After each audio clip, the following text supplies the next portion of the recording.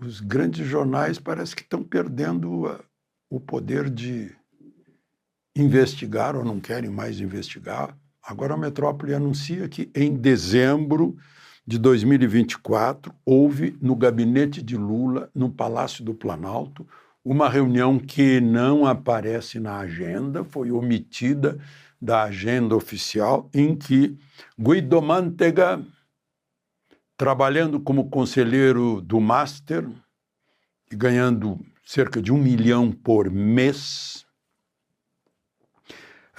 conseguiu com Lula uma reunião de Daniel Vorcaro, mais o CEO do Master na época, Augusto Lima, com Lula, o ministro da Casa Civil, Rui Costa, o ministro de Minas e Energia, Alexandre Silveira, o Gabriel Galípolo, que ainda não era presidente do Banco Central,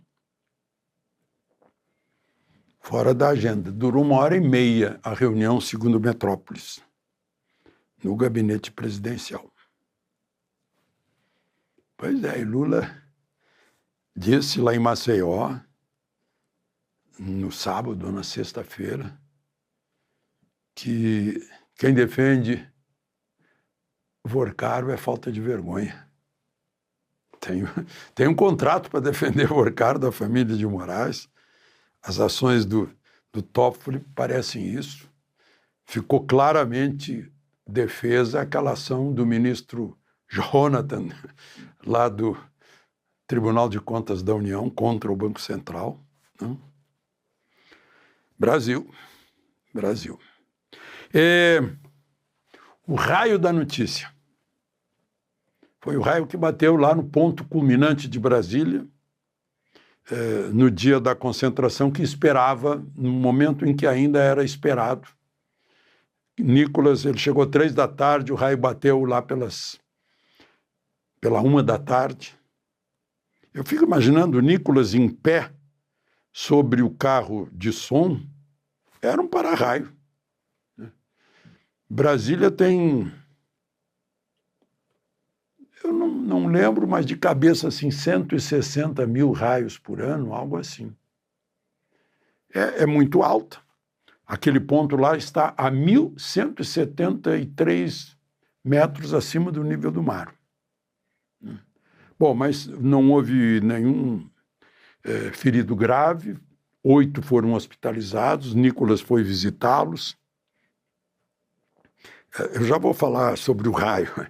A Nicolas foi lá visitá-los e gravou dizendo que, para os repórteres ali presentes, desculpe, mas os que eu vejo aqui, só a SBT e Metrópole estavam me acompanhando lá, né? Acompanharam também o correspondente enviado especial da Oeste, a Gazeta do Povo acompanhou, a Rádio Ouro Verde, muitos outros acompanharam. Mas os grandes órgãos não acompanharam. E precisou o raio para que eles reconhecessem que houve um acontecimento político dos mais importantes da história política contemporânea. Tinha muito mais gente que a Coluna Prestes, por exemplo, que percorreu o país inteiro.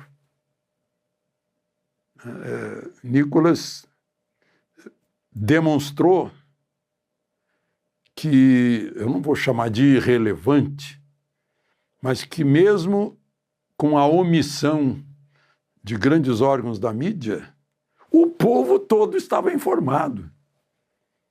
Desde o primeiro passo de Nicolas, às margens da BR-040. Cristalina o esperava com a multidão, Lusiânia com a multidão cada vez maior, Alexiana cada vez maior, entrou no Distrito Federal, cresceu ainda mais, mesmo com as dificuldades das pessoas que saíram daqui de carro, né? Depois passaram a sair de ônibus, deixar o carro na rodoviária e ir de ônibus para lá para depois voltar caminhando. Mas a dificuldade de fazer o retorno desestimulava pessoas. Aliás, a falar nisso, eu falei com pessoas que participaram, elogiando a polícia do estado de Goiás, porque Paracatu é estado de Minas. Aí, quando entrou em Goiás, a polícia de Caiado estava dando um maior apoio para aumentar a segurança. né? Aliás, a Polícia Legislativa recomendou e exigiu que o deputado usasse um colete à prova de bala, colete balístico, como chamam. E deve ter havido ameaças. Tem gente que não consegue argumentar com inteligência, porque lhes falta inteligência, lhes falta neurônios, então argumentam com ou tiro, ou pedrada, pedra, ou interjeição e ofensa e adjetivo, porque não conseguem argumentar com ideias. Não. É só grito. Não é ideia. Grito não quer dizer nada. Só mostra que a pessoa está atingida pelas ideias do outro, não é?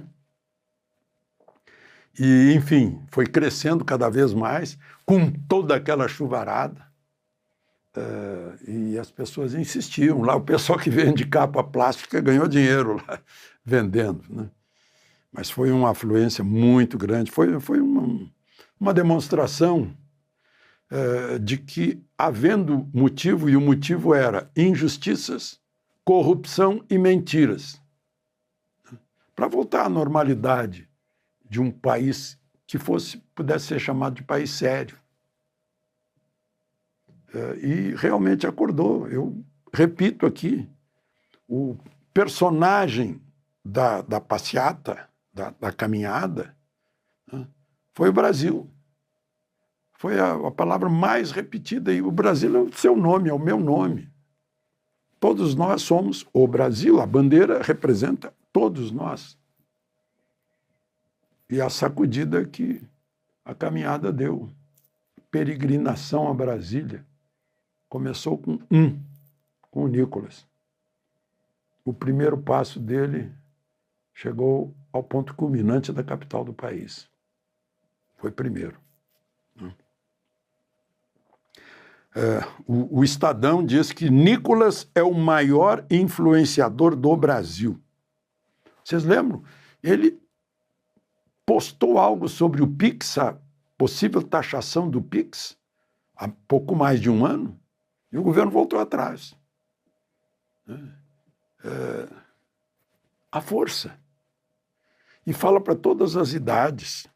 Não estou fazendo nenhuma propaganda de candidatura, que ele não pode ser, não tem idade para ser senador, não tem idade para ser presidente da República.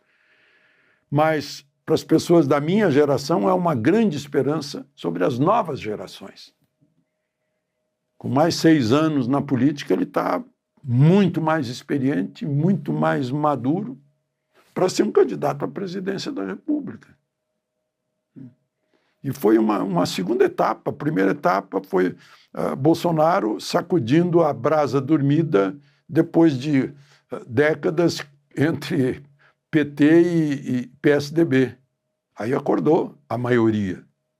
Agora a maioria estava anestesiada pelo medo, depois das condenações e prisões do 8 de janeiro. E Nicolas deu o grito, acordou, acorda Brasil. Não. Bom, então é isso. Só para lembrar, ele no Instagram tem mais de 21 milhões de seguidores. Realmente, essa é a força que deixa... Eu vejo que a mídia tradicional está preocupada, mas já deve ter aprendido que não adianta omitir-se, tentar esconder um ato político, moral, ético, importante. De Brasília, Alexandre Garcia.